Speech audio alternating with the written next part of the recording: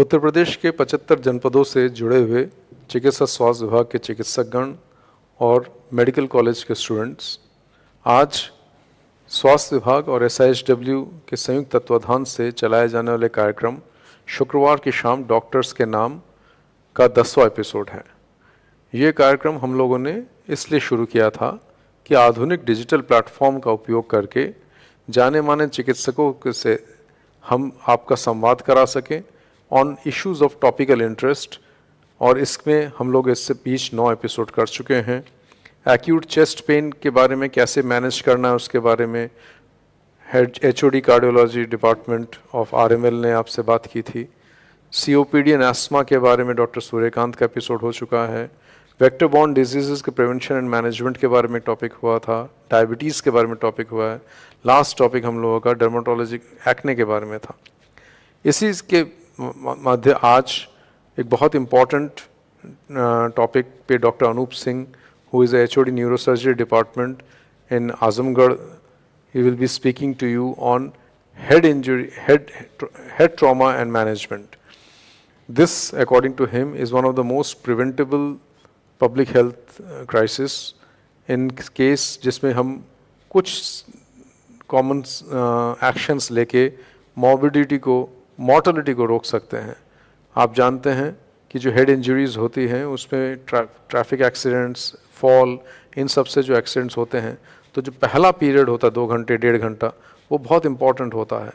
और वो उस इम्पॉर्टेंट में फर्स्ट रिस्पॉन्डर के रूप में या तो एम्बुलेंस सर्विस के लोग होते हैं या आपके PHC CHC के लोग होते हैं। उनमें वो कौन सी स्किल्स, कौन से नॉलेज, कौन से अवेयरनेस हो और वो कहाँ उनको तुरंत लेके जा सकें कि उनका अग्रिम चिकित्सा हो सके और इन लोगों की मॉर्टेलिटी बच सके, इसके बारे में आज डॉक्टर अनूप सिंह आपसे बात करेंगे। मैं डॉक्टर अनूप सिंह को इस कार्यक्रम में स्वागत करता हूं और उनको धन्यवाद भी देता हूं कि वो आजमगढ़ से आए और उन्हें इस एपिसोड के लिए आपसे चर्चा करना चाहा। अभी जो लोग जुड़े हुए हैं उन सबको ये भी बता दें कि क्योंकि ये यूट्यूब चैनल है तो इसके पहले के जो 9 एपिसोड हैं वो भी यूट्यूब में उपलब्ध हैं, और मैं चाहूँगा कि ना केवल आप इन एपिसोड्स का फ़ायदा उठाएं पर आप अपने नेटवर्क्स के माध्यम से इन एपिसोड्स के बारे में ज़्यादा से ज़्यादा लोगों को, डॉक्टर्स को बताएं जो कि इसका लाभ उठा सकें और जिससे उसका मुख्य लाभ जनता को मिल सके। धन्यवाद डॉक्टर अनूप सिंह। मैं आपको इस कार्यक्रम में आने के लिए एक बार पुनः स्वागत करता हूँ और SIHW और चिकित्सा स्वास्थ्य विभाग की ओर से आपको हृदय से धन्यवाद देता हूँ कि आप यहाँ आए और हमारी तरफ से एक छोटा सा token. Thank you so much. It is up to you now, Dr. Anup Singh. It is up to you. Thank you. Thanks, sir. ईश्वर एवं मानवता को समर्पित यह कार्यक्रम, इसके लिए मैं आभारी हूँ राज्य स्वास्थ्य एवं परिवार कल्याण संस्थान का, उत्तर प्रदेश की पहल पर जिसने इस कार्यक्रम को अरेंज किया। मैं आभारी हूँ Uttar Pradesh technical support unit का जिसके सहयोग से कार्यक्रम चल रहा है, और मैं दिल से आभारी हूँ अपने principal secretary sir medical health and family welfare UP का श्री पार्थ सारथी सेन शर्मा जी और director administration and director SIHW जिनके विजन से ये कार्यक्रम हो रहा है, डॉक्टर राजा गणपत जी, और इस कार्यक्रम की नींव डॉक्टर महेश नाथ सिंह और शालिनी जी जिनके कारण ये कार्यक्रम इतनी स्मूथली हो पा रहा है। मैं अभिवादन स्वीकार करें, मैं डॉक्टर अनूप कुमार सिंह, एक न्यूरोसर्जन। मैं आभारी हूँ आप सभी जनता का जो इस कार्यक्रम से जुड़ रहे हैं। Thank you. Head injury, let's move from gloom to bloom, ये हमारा आज का जो एक टॉपिक है। अगले कुछ स्लाइड्स में आप देखेंगे कि क्यों मुझे आपका साथ चाहिए। मैं कह रहा हूँ लेट्स मूव, क्योंकि एक बहुत ही ग्लूमी सिचुएशन पूरी कंट्री में है। हम इसमें विटनेस कर रहे हैं इस देश के सबसे फास्टेस्ट ग्रोइंग इकोनॉमी का, हम इसमें विटनेस कर रहे हैं एक ऐसे समय का जिसमें सबसे फास्टेस्ट ग्रोइंग इंफ्रास्ट्रक्चर डेवलप हो रहे हैं, और इन दोनों का ही ड्रॉबैक एक नए रूप में हम देख रहे हैं, क्योंकि इस डेवलपमेंट के कारण जितनी तेज़ी से एक्सप्रेसवेज और हाईवेज बन रहे हैं उसी को हम लोग देख रहे हैं कि बहुत तेज़ी से हाई स्पीड एक्सीडेंट्स की रफ्तार भी बढ़ रही है। तो इसलिए आज की तारीख में अगर मैं कहूँ तो we are the country which are having highest number of road traffic accidents among one of them. So what is this head injury? ये craniocerebral trauma है where injury occur involves to the head. Whether it is blunt trauma, whether it is penetrating trauma, लेकिन इससे पैदा हुए जो भी injury attributed symptoms होते हैं, जैसे अगर आप पेशेंट बेहोश हो जाए, उससे कुछ समय के लिए याददाश्त चली जाए, उसका कोई अंग वीक हो जाए, स्कल फ्रैक्चर्स हों, ब्रेन हेमाटोमास बन जाएं, या इवन वो एक्सपायर तक हो जाए, all these things constitutes craniocerebral trauma. किसको ये इन्वॉल्व कर सकता है? Who can encounter it? आप ये दोनों चेहरे पहचान रहे होंगे। एक टाटा ग्रुप ऑफ कंपनीज के हेड साइरस मिस्त्री, जो कि मर्सिडीज बेंज से इंडिया में एक रोड ट्रैफिक एक्सीडेंट के शिकार हुए, तो वहीं इंडिया के लगभग सबसे बड़े स्पिरिचुअल ग्रुप्स में से एक निरंकारी संघ के मुखिया बाबा हरदेव सिंह जी, जो वर्ल्ड की one of the best roads Canada से मॉन्ट्रियल जा रहे थे और उनकी कार एक्सीडेंट हुई, और ये दोनों लोग आज हमारे बीच में इन एक्सीडेंट्स के कारण नहीं हैं। अगर हम इंडियन सिनेरियोज की बात करें तो एज सच कोई रिलायबल डाटा तो उपलब्ध नहीं है, लेकिन Indian head injury foundation data के अनुसार इन 1980 24,000 एक्सपायरीज हुई थी रोड ट्रैफिक एक्सीडेंट्स के कारण, जो कि बहुत तेज़ी से अगले आने वाले दशकों में बढ़ी टू द एक्सटेंट की आज की तारीख में 1 लाख पर ईयर हैं। और अगर हम केवल 2022 की डाटा की बात करें तो अनऑफिशियली केवल हम अगर जो अखबारों से रिलेटेड डाटाज हैं उसके अनुसार 4,61,312 एक्सीडेंट्स हुए, जिसमें से 1,68,491 डेथ्स हुई। 1 head injury occurs every 15 seconds. और इससे खराब पार्ट ये है कि 1/3 of all injury related death, 1 in 3 जितनी चीज़ें हो रही हैं वो सब हेड इंजरी से एट्रीब्यूटेड हैं। तो it's a major public health problem. लेकिन मैं इसे मेजर पब्लिक हेल्थ प्रॉब्लम करने की बजाय मैं इसे कहूँगा it is most preventable major public health problem. अगर हम इंडियन सिनेरियोज को आगे देखें तो जो गोल्डन आवर कंसेप्ट है कि 1 घंटे के अंदर हमारे पेशेंट को एक प्रॉपर ट्रीटमेंट मिल जाना चाहिए, उसकी सेल्डम प्रैक्टिस ही होती है इंडिया में। अगर हम फर्स्ट एड की बात करें कि ट्रॉमा साइट पे हमारे कितने पेशेंट्स को फर्स्ट एड मिल जा रहा है, तो केवल 12% है। अगर हम प्रॉम्प्ट एम्बुलेंस अवेलेबिलिटी की बात करें तो केवल 15% लोग इतने फॉर्चुनेट होते हैं जिनको एम्बुलेंस फैसिलिटी मिल पाती है, और 7% से भी कम लोग गोल्डन आवर्स में हॉस्पिटल तक पहुंच पाते हैं। And this data, this delay directly translates into the patient's mortality. 1 of 3 victims expired and half of them within 2 hours of injury. अगर हम इस डाटा को अमेरिका से कंपेयर करें तो हम पा रहे हैं कि this figure is 1 out of 200. तो हमारे पास क्या है? हमारे पास एक बहुत बड़ा स्कोप है, because even a slight positive change, I repeat, slight positive change can significantly reduce the morbidity and mortality in our country. Now, the question is how to bring this change. Stringent traffic rules, laws, and most importantly their implementation. यहाँ मैं एक बात कहूँगा, government rules बनाती है, वो बनाएगी और जाहिर सी बात, लेकिन ये हमारा भी ड्यूटी है कि हम उसे फॉलो करें। हमें हेलमेट पहनना चाहिए तो पहनना चाहिए, सीट बेल्ट लगाना चाहिए तो लगाना चाहिए, जहाँ स्पीड लिमिट्स हैं वहाँ पे हमें स्पीड लिमिट्स का ध्यान रखना चाहिए। It's not a responsibility of government only, ये हमारी खुद की भी रिस्पॉन्सिबिलिटी है। साथ में मैं अपने हेल्थ केयर के साथियों से और एक आम आदमी से भी अनुरोध करूंगा कि हमें अपना व्यवहार भी इन सब चीज़ों को लेकर के बदलने की ज़रूरत है। क्योंकि लुईस पास्चर का एक सेंटेंस था कि जब मैं किसी बीमारी के बारे में सोचता हूं तो मैं उसका इलाज खोजने की नहीं सोचता हूं, मैं हमेशा ये सोचता हूं कि मैं उसको कैसे कैसे रोक सकता हूं, उसको कैसे उसको प्रिवेंट कर सकता हूं कि वो एक आम आदमी को अफेक्ट ना करे। और यहाँ मेरा हेल्थ केयर वर्कर से और एक आम आदमी से अनुरोध है कि if we want to change then we have to become the change which we want to see in our society. एक कॉमन मैन से मेरा अनुरोध है आज इस प्लेटफॉर्म से कि जब एक्सीडेंट हो तो एक जागरूक जिम्मेदार नागरिक की तरीके से रहें। एक अनड्यू रिएक्शन, एक पैनिक रिएक्शन, हमेशा एक आउटरेज क्रिएट करना, एक कभी कभार ऐसी परिस्थितियां नॉर्मल अस्पतालों में भी, डिस्ट्रिक्ट हॉस्पिटल्स में भी, इवन मेडिकल कॉलेज से भी कभी कभार रिपोर्ट होती हैं और उसमें कहीं ना कहीं से पेशेंट परेशान हो जाता है। तो मेरा आप सभी से हाथ जोड़ के अनुरोध है कि be a part of team with doctors to save your loved ones. और हमेशा ऐसे पेशेंट्स को जिसका कि ब्लड प्रेशर प्रॉपरली नहीं मेंटेन हो पा रहा है, जो कायदे से सांस नहीं ले पा रहा है, अभी वाइटली अनस्टेबल है, उसको किसी भी लॉन्ग डिस्टेंस के डॉक्टर्स के पास शिफ्ट करने से पहले उसको सबसे नज़दीक के डॉक्टर के पास उसके ऊपर भरोसा करते हुए एक प्राथमिक उपचार के लिए रुकें।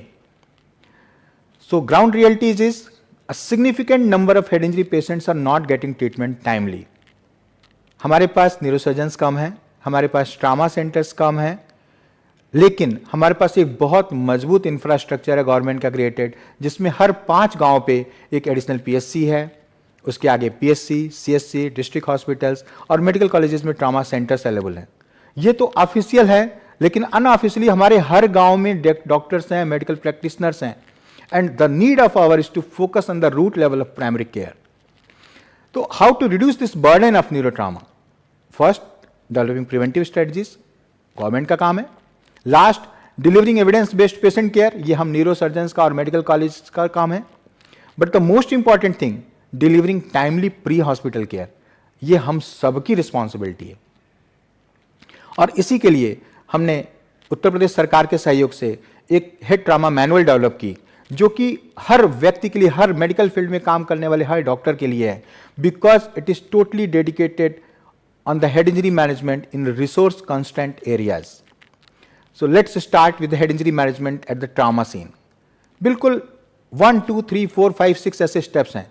Initial scene safety, you have to think about the mechanism of injury, primary, secondary and tertiary survey, intervention and transport, and the communication and documentation. Let's start one by one. Initial scene safety, जो सबसे पहले वो व्यक्ति वहां पहुंचा, he is the emergency responders.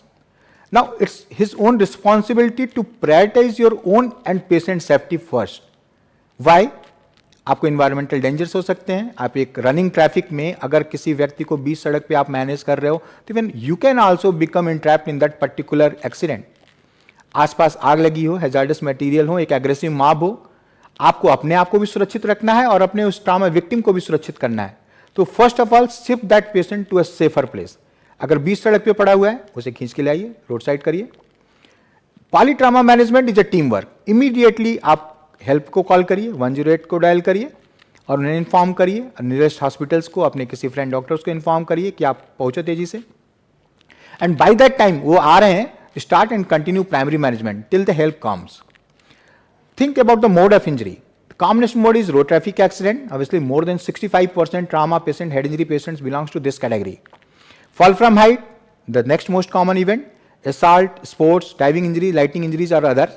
लेकिन ऐसी हर injuries में, क्योंकि आज की तारीख में जो ट्रामा हो रहा है वो 20 साल 30 साल पहले वाला ट्रामा नहीं है जो कि लो स्पीड होता था। आज की तारीख में हाई स्पीड व्हीकल्स होते हैं, हाई स्पीड एक्सीडेंट्स होते हैं और फॉल फ्रॉम हाइट, एक ऊंचाई से पेशेंट गिरा है तो हमेशा आप सर्वाइकल ट्रामा जरूर सोचेंगे और आपको नेक इमोबिलाइज करना है।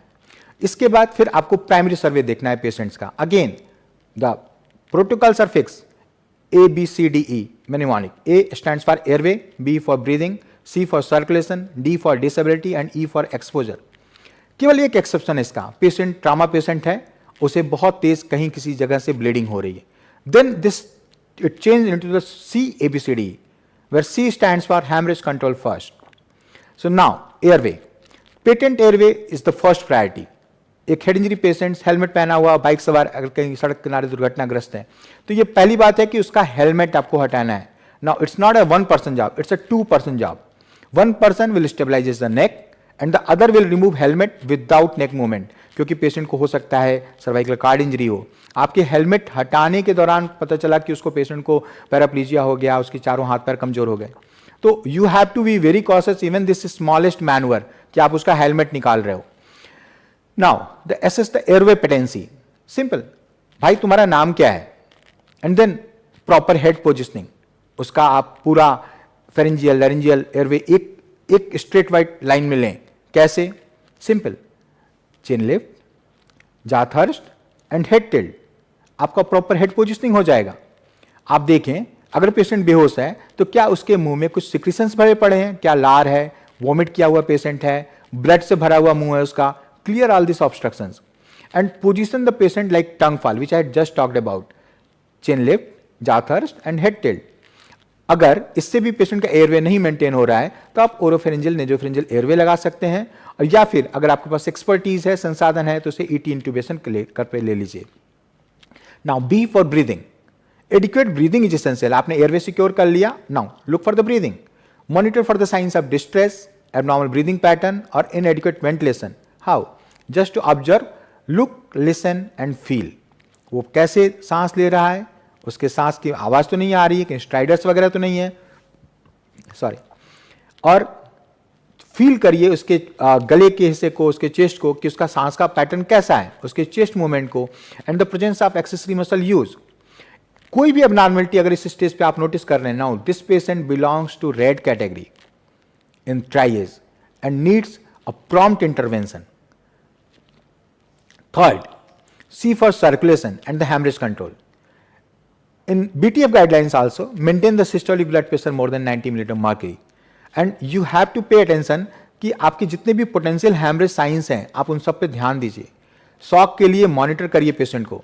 अगर कहीं पेशेंट एक्सटर्नली ब्लीड कर रहा है, उसको स्कैल्प पे लेसरेशन हो गए हैं, उसको फेस पे ऐसे लेसरेशन है जो कि बुरी तरह ब्लीड कर रहे हैं, डायरेक्ट प्रेशर लगा सकते हैं, डायरेक्ट प्रेशर लगा के रोकिए। प्रेशर ड्रेसिंग कर सकते हैं, वैसे रोकिए। अगर आप सिंपल सूचर भी कर सकते हैं तो वो करिए। और अगर लिम्स में, एक्सट्रीमिटीज में कहीं बहुत तेज ब्लीडिंग हो रही है, टूनिकेट्स अप्लाई करिए, इसको एक्सटर्नल ब्लीडिंग रोकिए। Where internal bleeding is suspected, clinical signs उसके रैपिड वीक पल्स हो सकते हैं, पैलर हो सकता है, पेशेंट का अल्टर्ड मेंटल स्टेटस हो सकता है। Now this patient also a priority, early intervention चाहिए, इसको इमीडिएट शिफ्ट करना है क्योंकि इसको ब्लंट चेस्ट हो सकता है, ब्लंट एब्डोमेन हो सकता है, पेशेंट का पेल्विक फ्रैक्चर हो सकता है, फ्रैक्चर फीमर्स हो सकते हैं, इसमें इंटरनली अच्छा खासा ब्लड लॉस हो जाता है। और इविडेंट हाइपोवैलेमिया अगर है तो इमीडिएटली 2 लार्ज बोर कैनुलास लीजिए और उन्हें इंट्रावेनस फ्लूइड से रिसस्टिकेट करिए। And the optimal fluid in trauma is normal saline, it is not the dextrose containing fluids.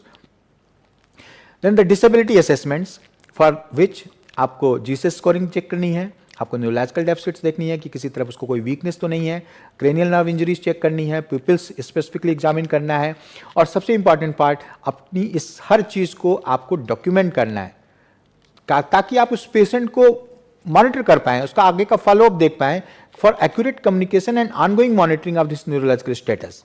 Now coming on the GCS score, GCS score is a framework for clinical assessment and following the patient.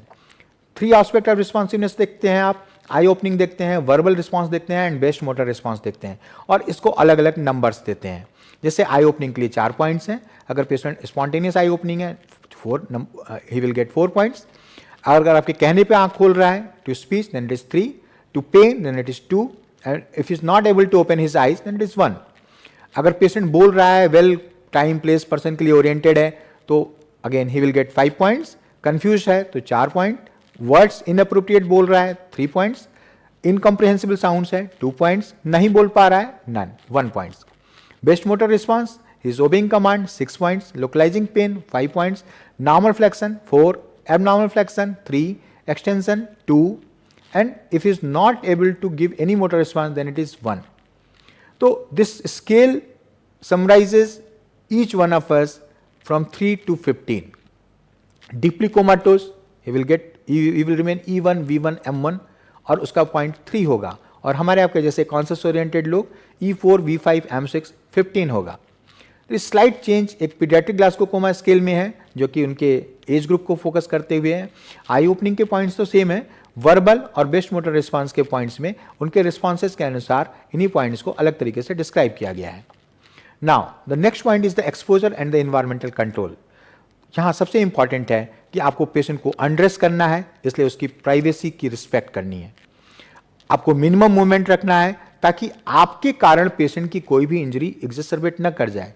उसे cervical card, अगर cervical vertebral fracture है तो ऐसा ना हो कि क्वाड्रिप्लीजिक हो जाए, अगर उसे डॉर्सल वर्टिब्रल फ्रैक्चर है तो ऐसा ना हो कि पैराप्लीजिक हो जाए। लेकिन ये इंपॉर्टेंट भी है क्योंकि crucial potential life threatening conditions जो ट्रामा में होती हैं वो आपको हो सकता है कि अनक्लॉथ करने पे दिखें, हो सकता है कि उसको बाईं तरफ ब्लंट एब्डोमेन हो जिसके कारण स्प्लिन इंजरी हो जो कि बाहर ब्रूज के रूप में दिख रही हो सकता है कि आपको फ्लेल चेस्ट दिख जाए जो कि ब्लंट चेस्ट के रूप में आपको दिखे, and at the same time आपको नहीं पता एक बेहोश आदमी सड़क पे कितनी देर से पड़ा है।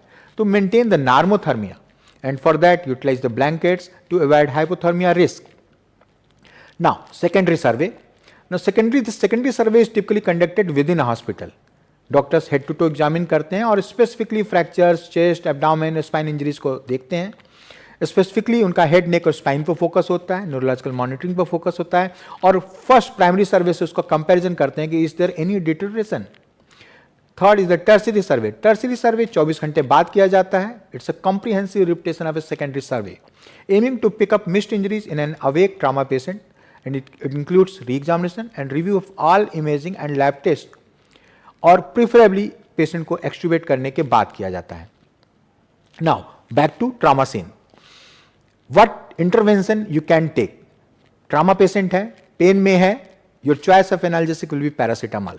If you don't have, not an issue, आप डाइक्लोफेनाक, आप ट्रामाडोल ये सब यूज कर सकते हैं, but if have, paracetamol will be drug of choice. Next the important thing is immobilisation. Patient को पूरी तरीके से इमोबिलाइज करिए, सर्वाइकल कॉलर्स लगाइए, उसको एक बैकबोर्ड पे सिक्योर करिए to maintain the spinal alignment and to reduce the possibility of any further injury. Now you are going to transport the patient. Important thing here is the communication and the documentation. Ambulances किस तरीके की, minimum उनमें oxygen व्यवस्था होनी चाहिए, suction होना चाहिए, ivy fluids होने चाहिए, इमरजेंसी ड्रग्स होनी चाहिए उसमें। आपकी रिसीविंग फैसिलिटी पे एक इफेक्टिव कम्युनिकेशन आपकी तरफ से चला जाना चाहिए कि such and such patients is here, उसमें ये ट्रामा है, आपने ये कर दिया है और अब इसके बाद पेशेंट को आप शिफ्ट करा रहे हो। पेशेंट की condition, vital science, neurological status, proper documentation की तरीके से आगे आपको मूव फॉरवर्ड कर देना है। Now this proactive communication will help the trauma centre, the receiving end, to prepare for the patient's arrival. So documentation of this pre hospital care is cornerstone for what? For care handover, for supporting a clinical decision making, and to providing a foundation for subsequent medical assessments. So here there are few figures कि आप कैसे patient को shift करते हैं एक बेहोश traumatise patient को। This is a scoop stretcher. इसकी ब्यूटी यह है कि आप इसको वर्टिकली दो भाग में डिवाइड कर सकते हैं, इसके पेशेंट की लेंथ के अनुसार इसको एडजस्ट कर सकते हैं और पेशेंट के बिना पूरी तरीके से स्पाइनल इमोबिलाइजेशन में रखते हुए पहले एक साइड से उसका आधा एंड लगाएंगे, फिर दूसरे साइड से उसका आधा एंड लगाएंगे, फिर इन दोनों को कनेक्ट कर देंगे आपस में और इसके बाद फिर पेशेंट को स्ट्रैप करेंगे, उसके नेक इमोबिलाइज करेंगे, उसको पूरी तरीके से स्ट्रैप कर देंगे ताकि मूवमेंट के दौरान, इस शिफ्टिंग के दौरान उसको किसी तरीके का कोई हार्म ना होने पाए। और फाइनली उसको आप मूविंग स्ट्रेचर पे लेंगे, नीचे से उसके वापस डिसेंबल करके उसको स्कूप स्ट्रेचर हटा देंगे and finally you are going to shift this patient inside the ambulance. यहाँ पे मैं बीटीएफ गाइडलाइंस की भी मैं बात कर लेना चाहूँगा। According to brain trauma foundation आपको दो चीज़ें सबसे ज़्यादा मेंटेन करके रखनी है, hypoxia and hypotension. Mortality head injury, extradural haematoma, subdural haematoma से उतनी नहीं होती जितनी हाइपोक्सिया और हाइपोटेंशन से होती है। इवन बीटीएफ गाइडलाइंस के अनुसार अगर पेशेंट का ऑक्सीजन सैचुरेशन बिलो 90% जा रहा है तो 14% मॉर्टेलिटी होती है, विच रैपिडली अपशूट्स टू 50% अगर उसका ऑक्सीजन सैचुरेशन बिलो 60% है तो। Again blood pressure, it should never be below 90 millimetre mercury and for that you have to continuously monitor the patient. अगर सिस्टोलिक बीपी उसका 90 से नीचे जा रहा है then it will doubles the mortality and your aim should be कि आपका MAP 80 to 90 होना चाहिए, आपका cerebral perfusion pressure 60 mm mercury से ज़्यादा होना चाहिए। सो एज वाइज भी अगर देखें तो हमारा systolic blood pressure more than 100 होना चाहिए for 50 to 69 years old and more than 110 होना चाहिए for 15 to 49 years and 70 years plus के लोगों में। And always intubate in case of GCS below 9, airway injury, inability to maintain saturation below 9 more than 90%। Isotonic fluids hypotensive patient में prefer किए जाने चाहिए। And यहाँ पे दो सबसे इंपॉर्टेंट चीजें हैं, आपको नॉर्मोटेंसिव पेशेंट मेंटेन करना है और नॉर्मल ऑक्सीजनेशन मेंटेन करना है वाइल ट्रांसपोर्ट, और रिपीटेड असेसमेंट जीसीएस स्कोर्स का और पीपल्स का करते रहना है। Transport time is more important than the educational status of that person who is going to transport you. So shift the centre with a CT scan facility with neurosurgical care. Rapid evacuation and treatment is better than aggressive pre-hospital management. But at the same time, BTF guideline भी कहती है कि level 1 trauma centre treatment outcome को improve करता है। तो एक primary treatment उसके लिए, एक पॉली ट्रामा पेशेंट के लिए बहुत एसेंशियल होता है। हाँ, उसके साथ पेशेंट की ट्रांसपोर्टेशन, उसकी शिफ्टिंग, उसका मेन ट्रीटमेंट भी प्रॉपरली एग्जीक्यूट होना चाहिए और वो भी उतना ही एग्रेसिव होना चाहिए। अब अगर हम हेड इंजरी की बात करते हैं तो इसको हम सीवियरिटी के अनुसार माइल्ड, मॉडरेट और सीवियर में क्लासिफाई करते हैं। माइल्ड जीसीएस स्कोर जिसकी अभी हमने जस्ट चर्चा की 13 से 15, मॉडरेट 9 से 12 और सीवियर 8 और लेस। अगर हम देखें तो लगभग 50% पेशेंट्स माइल्ड हेड इंजरी के पेशेंट होते हैं जिन्हें न्यूरोसर्जन की जरूरत नहीं होती। थोड़ा बहुत छिला हुआ, थोड़ा बहुत कटा हुआ, just primary treatment, advise them and send them home. लेकिन साथ में उनको एक जो वार्निंग साइंस होते हैं, रेड फ्लैग साइंस होते हैं, वो पता रहने चाहिए कि अगर पेशेंट बेहोश हो, उनके केयर गिवर्स को कि अगर ये पेशेंट बेहोश हो, अगर उल्टियां हो, अगर सर दर्द बढ़े, अगर मिर्गी का झटका आए, तो इन्हें तुरंत आप वापस रिपोर्ट करें इनके साथ, क्योंकि उस कंडीशन में सीटी स्कैन जरूरी हो जाएगा।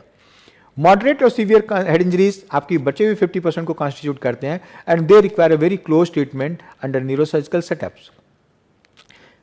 प्राइमरी हेड इंजरी, जो टाइम ऑफ इंपैक्ट के समय पेशेंट को जो इंजरी हुई, चाहे वो फ्रैक्चर के रूप में, चाहे वो इंट्राक्रैनियल लीजन्स के रूप में, these fractures could be closed और open.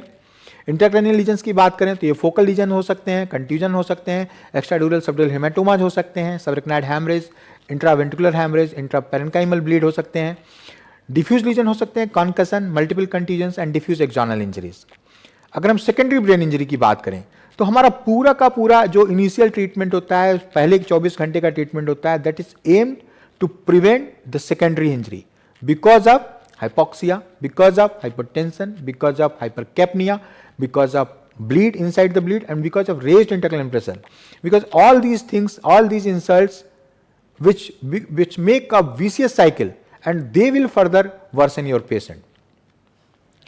So the primary head injury, it can involve the head and neck soft tissue injuries, periorbital ecchymosis, ये आपके anticranial fossa fracture को indicate करेगा। retroauricular आपको इकाइमोसिस दिख सकती है, विच इज बैटल साइन, ये आपके मिडिल क्रैनियल फोसा के फ्रैक्चर को इंडिकेट करता है। फेशियल फ्रैक्चर्स हो सकते हैं, इंटरनल कंपाउंडिंग हो सकती है, नर्व्स इंजरी हो सकती है। आप मैक्सिमम हेड इंजरीज में अक्सर देखते होंगे 7th नर्व इंजरी के रूप में, पेशेंट की आंखें नहीं बंद हो रही हैं, चेहरा टेढ़ा हो रहा है। Retinal हैमरेजेस, small wounds, penetrating object wounds, आपको स्मॉल वुंड ऊपर से दिखेगा लेकिन वो मैसिव इंजरी अंदर ब्रेन के अंदर क्रिएट किया हुआ हो सकता है। And the contusion, laceration and incision of soft tissues. Skull fractures open close हो सकते हैं, लीनियर डिप्रेस हो सकते हैं, क्रसिंग स्कल इंजरीज हो सकती हैं, जो कि अगर स्कल बेस को इन्वॉल्व कर रही हैं तो अगर आगे की तरफ हैं तो जाहिर सी बात है ब्रेन से सीएसएफ लीक हो सकता है, आगे की तरफ एंटीक्रेनियल फोसा से पैरानेजल साइनसेस, इसको सीएसएफ प्राइनोरिया कहते हैं। अगर वो टेम्पोरल बोन से लीक हो रहा है तो सीएसएफ ओटोरिया कहते हैं। और बच्चों में पिक्युलर इंजरी होती है, ग्रोइंग स्कल फ्रैक्चर, जो कुछ हफ्तों या कुछ महीनों बाद अपीयर होती है। ब्रेन इंजरीज फोकल हो सकती हैं, जो कि एक लिमिटेड एरिया को इन्वॉल्व करती हैं, डिफ्यूज हो सकती हैं, जो कि एक साइजेबल पोर्शंस को इन्वॉल्व करती हैं और शेयरिंग और रोटेशनल टाइप फोर्सेस के कारण होती हैं। और सेकेंडरी इंजरीज, जिसके बारे में अभी हमने बताया, जो कि ब्रेन के अंदर आने वाले डायनेमिक चेंजेस के कारण डेवलप होती हैं।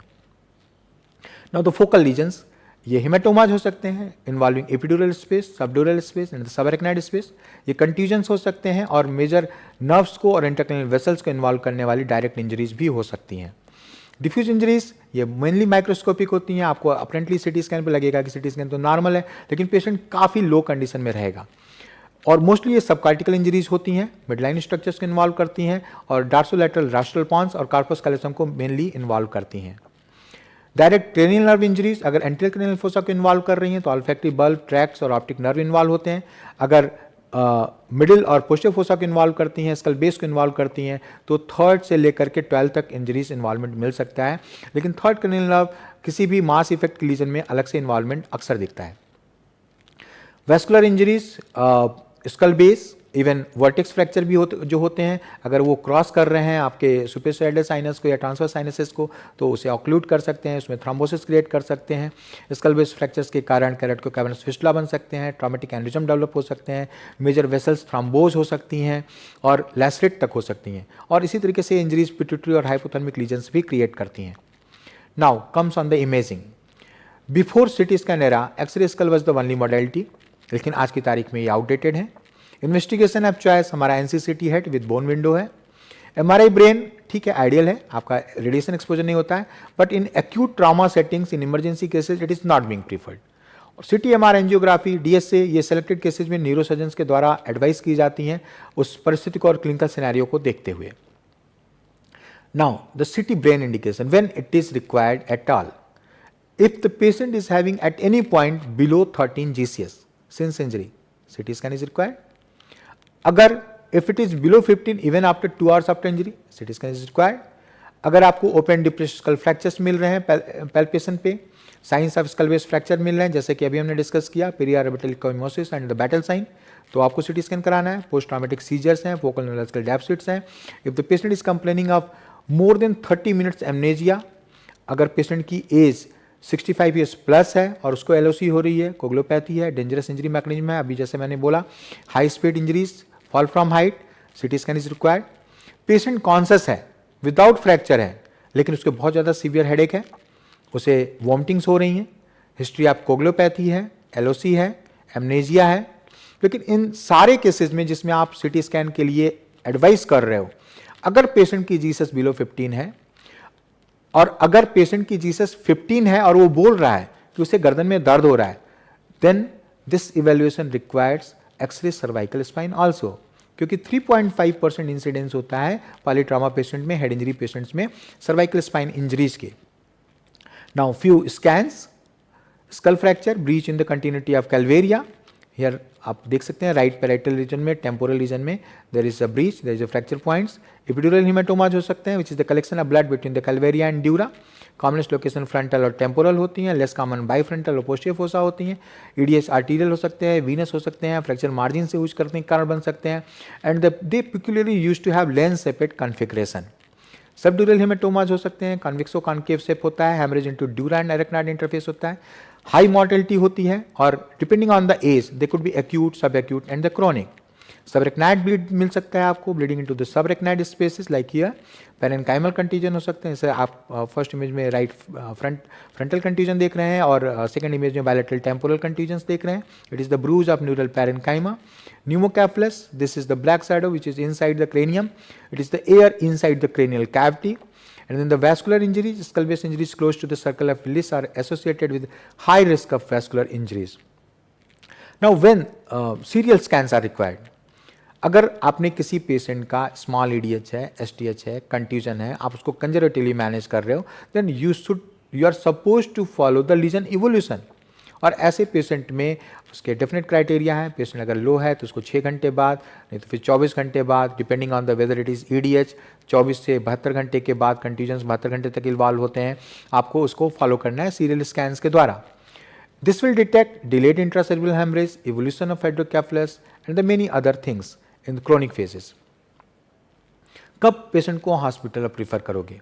आपने इनिशियली एसेस किया, जीसीएस बिलो 15 है, आप नोटिस कर रहे हैं कि पेशेंट अंडर अल्कोहलिक इंटॉक्सिकेशन में है, wait for 2 hours and refer if GCS score is still 15 below 15। Patient is having post traumatic seizure, focal neurological signs, किसी एक लिम्ब में, किसी एक हाथ पैर में वीकनेस है, there is signs of skull fracture, CSF leak आपको मिल रहा है नोज ईयर से, हीमोटिम्पैनम है, पोस्ट ऑरिकुलर है, पेरिऑर्बिटल ब्रूजिंग है, लॉस ऑफ कॉन्शसनेस है, patient is complaining of severe persistent headache, repeated vomiting, post traumatic amnesia more than 5 minutes, retrograde amnesia more than 30 minutes, patient को नहीं याद पिछले आधे घंटे से मैं कहाँ था, क्या कर रहा था, मैं किस स्थिति में था, and the high risk mechanism of injury, high speed accidents, significant fall and the coagulopathy whether drug induced और otherwise. Now the indication for the hospital admission, आप पेशेंट को कब एडवाइस करेंगे? Now you should be admitted, patient fully conscious नहीं है। Second, patient conscious है लेकिन अभी जैसे हमने बात की CT स्कैन के इंडिकेशन पे, so if the scan is normal, patient is conscious with no other reason for admission, कोई अदर पॉलीट्रॉमा नहीं है इसको, then he can be discharge. Presence of significant medical comorbidities like patient is on anticoagulant, patient is having uncontrolled DM type 2, patient is having some social problems and he cannot be supervised by responsible adults. So now the management of traumatic brain injuries. Secondary brain injury को prevent करने के लिए ATLS protocols आपको follow करने चाहिए। Minor head injury है, symptomatic management दीजिए, careful observation बताइए, उन्हें रिस्क एक्सप्लेन करिए, रेड फ्लैग साइन बताइए, any LOC, any vomiting, any seizure, any altered behaviour, you should report back. Severe brain injury, Jesus below 8, following initial resuscitation. Now these patients require intensive managements. Coming on the minor head injury, patient को simple scalp laceration है, कोई LOC नहीं है, normal neurological examination है, no need for CT, discharge, give head injury instruction sheet under the supervision of an adult. Patient का LOC resolve हो गया presentation पे, patient का CT normal है, again you can discharge with adequate monitoring supervision. Patient का normal CT है लेकिन patient disoriented है, now these patients require admission under observation till they become normal. And the third point is post concussion syndrome, patient may come to you with headache, fatigue, doctor साहब याद नहीं रहता, ज़्यादा गुस्सा कर रहे हैं, इरिटेबिलिटी है, आवाज़ लाइट बर्दाश्त नहीं होती। Now these patients require a little bit time to counsel, education, give analgesics, antidepressants and some counseling, they will be okay. In emergency, patient is having moderate to severe head injury. Again A, B, C, D, E, आपकी first पहले वहाँ से आप start करेंगे, stabilise the airway, check for the ventilation, look for the BP, and then from head to toe you have to examine. Brief neurological examination, उसका GCS score check करिए, उसका पिपुलरी examination size और reactivity देखिए, ताकि आपको कोई impending herniation तो नहीं हो रहा है, ताकि आपको स्टेटस ऑफ ब्रेन स्टेम पता चल सके। Then the eye movement, status of mid brain, motor power देखें, एक्सटर्नल इवैल्यूएशन ऑफ हेड देखिए, कोई एक्सटर्नल इंजरीज तो नहीं है उसको।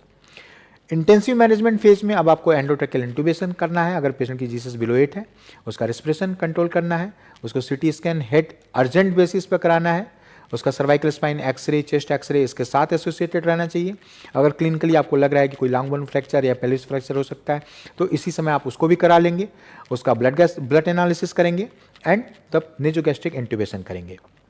Now when you will refer this patient to neurosurgeon, when a CT scan shows a recent intracranial lesion, patient is having severe head injury, any deterioration in GCS after admission, a seizure without full recovery, progressive focal neurological signs, definite or suspected penetrating brain injury, and CSF leak from anywhere, from external wound, from the nose, from the ear, from anywhere. Now these patients require direct neurosurgical supervision and treatment. Now coming on these lesions, traumas to some extent, a basic knowledge of these things. Scalp laceration है, simple है, extensive skin loss है या avulsion injury है, आपको reconstructive letter follow करना है, primary closure हो सकता है, डिलेड प्राइमरी क्लोजर हो सकता है, सेकेंडरी इंटेंशन हीलिंग हो सकता है, और ये स्किन ग्राफ्टिंग से लेकर फ्री ऑटोजेनस टिश्यू ट्रांसप्लांटेशन तक depending on the plastic surgeon availability, आपको depending on the laceration morphology आपको ये ट्रीटमेंट डिसाइड करना है। फ्रैक्चर्स हैं, लीनियर कम्युनिटेड फ्रैक्चर है, वुंड डिब्राइड करिए, क्लोजर करिए अगर कोई इंटरक्रेनियल इंजरी नहीं है तो।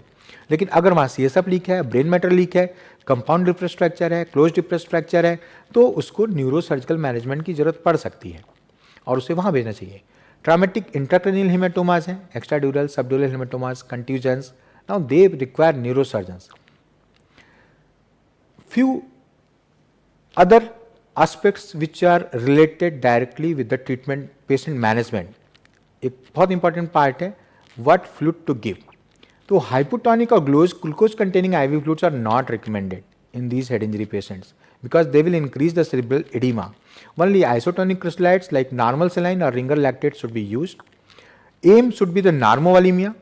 ब्लड प्रेशर का मैनेजमेंट, आपका minimal BP should be 100 millimetre mercury systolic, आपको हाइपोटेंशन अवॉइड करना है। अगर पेशेंट हाइपरटेंसिव है तो उसको निकार्डिपिन और लेवट्रॉल से मैनेज करें। Mannitol widely used in periphery, it is considered to be the drug of choice but it is one of the most controversial drugs, let me tell you. अगर हम इसका ड्यूरेशन ऑफ एक्शन देखें तो हमें पता रहना चाहिए कि ये 15 मिनट में इसका काम स्टार्ट हो जाता है, जो कि 6 घंटे तक इसका इफेक्ट रहता है। लेकिन इसको हर केस के लिए ये बिल्कुल रामबाण नहीं है। It is best used by bolus administration when an acute reduction in ICP is required. The patients with science of like in patient with science of impending herniation, एक पिपल डायलेट हो रही है, पेशेंट एक्सटेंसर पोस्चरिंग कर रहा है, और अगर patient का एक्सपेंडिंग मास लीजन है और आपको सर्जरी के लिए पेशेंट शिफ्ट कर रहे हो और या फिर आपको सीटी स्कैन करा करके उसके बाद ऑपरेट करना है, it will give you some time. It is just to purchase some time because it is very controversial issues. Acute EDH अगर आपने दिया, पेशेंट को EDH है, आपको नहीं पता सीटी स्कैन में क्या फाइंडिंग है, patient it may expand and may cause clinical worsening. इसका प्रोलॉन्ग यूज सेरेब्रल एडिमा एक्सरबेट करेगा। रीनल पेशेंट्स में जिसमें पुअर रीनल परफ्यूजन है, स्पेशली शॉक के केसेस में, सीकेडी पेशेंट में, डायलिसिस पेशेंट में, सेप्सिस में पेशेंट में, जो पेशेंट नेफ्रोटॉक्सिक ड्रग्स पे है उसमें एक्यूट ट्यूबुलर नेक्रोसिस कर सकता है। अगर आप मैनिटॉल दे रहे हो तो आपको पता रहना चाहिए कि पेशेंट डिहाइड्रेट तो नहीं है, पेशेंट हाइपोवोलेमिया में नहीं है, क्योंकि पेशेंट का ब्लड प्रेशर फॉल कर सकता है इससे। इवन 2006 के कॉकरेन रिव्यू में इसको सपोर्ट भी नहीं किया गया है कि प्री हॉस्पिटल एडमिनिस्ट्रेशन तो होना ही नहीं चाहिए मैनिटॉल का। एक दूसरा इंपॉर्टेंट इश्यूज है पोस्ट ट्रॉमेटिक सीजर प्रोफाइलैक्सिस। यहाँ पे दो तरीके के सीजर होते हैं, early onset seizure in first 7 days and the late onset seizure after 7 days। कोई सच इनसफिशिएंट डाटा है to recommend routine PTS prophylaxis in TBI patient, लेकिन वर्ल्ड वाइड इसको यूज किया जाता है फर्स्ट 7 days में। ड्रग ऑफ चॉइस आपकी levetiracetam और पेनिटोइन होती हैं, लेकिन 7वें दिन इन सारी चीज़ों को बंद कर देना चाहिए, क्योंकि इसमें से कुछ भी, चाहे लेवोटिरास्टाम हो, फेनिटोइन हो, कार्बामाजिपिन हो, वेलप्रोएट हो, कोई भी लेट पीटीएस को प्रोटेक्ट नहीं करती।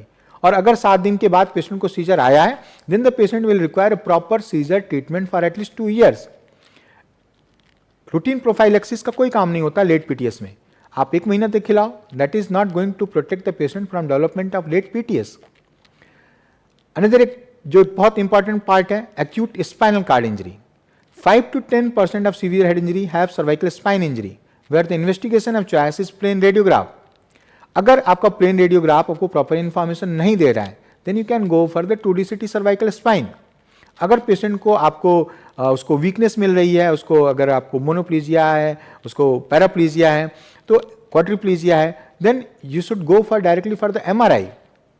इंडिकेशंस क्या होंगे इस इमेजिंग के, सर्वाइकल स्पाइन के? अगर पेशेंट का जीसीएस लेस है 15 के नीचे, अगर आपके सीटी स्कैन इंडिकेशंस हैं, तो आपको सर्वाइकल स्पाइन उसका कराना है। पेशेंट को एक्सट्रीमिटीज में पैरास्थीसिया कंप्लेन कर रहा है, उसे फोकल न्यूरोलॉजिकल डेफिसिट है, या फिर आप उसके नेक मूवमेंट को एसेस नहीं कर पा रहे हो, then you must go for the plain radiographs, X-ray cervical spine lateral view, X-ray dorsal spine lateral view and X-ray lumbosacral spine lateral view।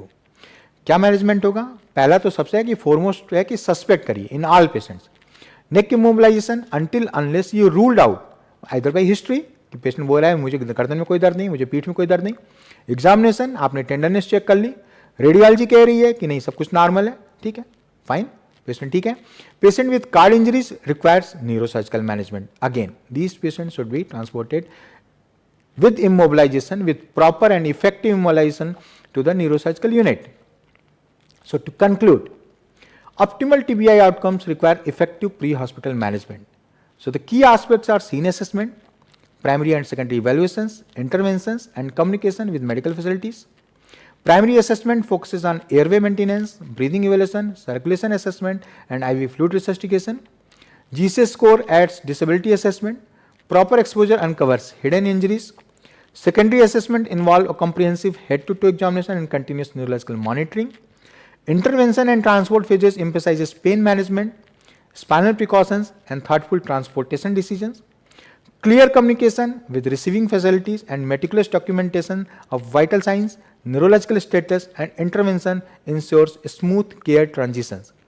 So by adhering to these best practices, आपका जो pre hospital care है वो एक contribute कर सकता है significantly to the positive outcomes.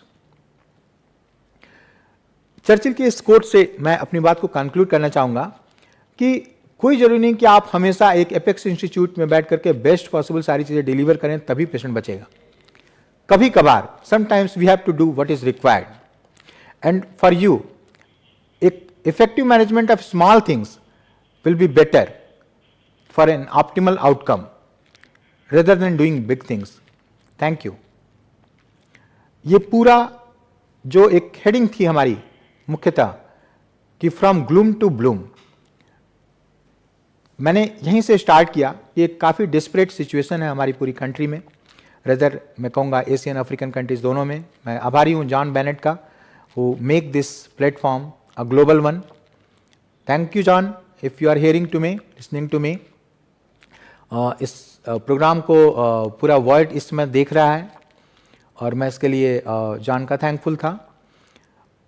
ये समस्या सिर्फ हमारी एक कंट्री की नहीं है, हमारे पूरे एशिया, पूरे अफ्रीकन कंट्रीज जो कि उतने डेवलप नहीं है, वहाँ पे हमें लगातार इस चीज़ के लिए लगे रहना है कि हम में से हर एक को इसमें कंट्रीब्यूट करना है कि हम स्मॉल थिंग्स करें तो हम बड़े रिजल्ट्स अचीव कर सकते हैं, हम मॉर्टेलिटीज़ कम कर सकते हैं, हम अपनी मॉर्बिडिटीज़ को कम कर सकते हैं, क्योंकि हेड इंजरी मोस्टली इन्वॉल्व करता है 15 से 40 साल के लोगों को। और ये बहुत ख़राब बात है क्योंकि एक देश का एक एसेट चला जाता है, सोसाइटी का एक एसेट चला जाता है। एक परिवार का नुकसान नहीं होता है, बल्कि मैं कहता हूँ कि हेड इंजरी से जो लोग इन्वॉल्व होते हैं, हेड इंजरी से अगर किसी पेशेंट को लकवा मारा या उसकी जान गई तो ये देश का एक एसेट था जिसने कि, और देश ने पूरा एक नुकसान सहा उस पर। तो मैं आप सभी लोगों से रिक्वेस्ट कर रहा हूँ कि प्लीज़ प्लीज़ प्लीज़ हेलमेट ज़रूर पहनें, सीट बेल्ट ज़रूर लगाएं, स्पीड लिमिट्स का ध्यान ज़रूर रखें, और सड़क पे अगर आपको कोई ट्रॉमा विक्टिम दिखता है तो उसकी हेल्प ज़रूर करें और उसे टाइमली नियरेस्ट सेंटर पे पहुंचाएं ताकि उसकी लाइफ बच सके। Thank you.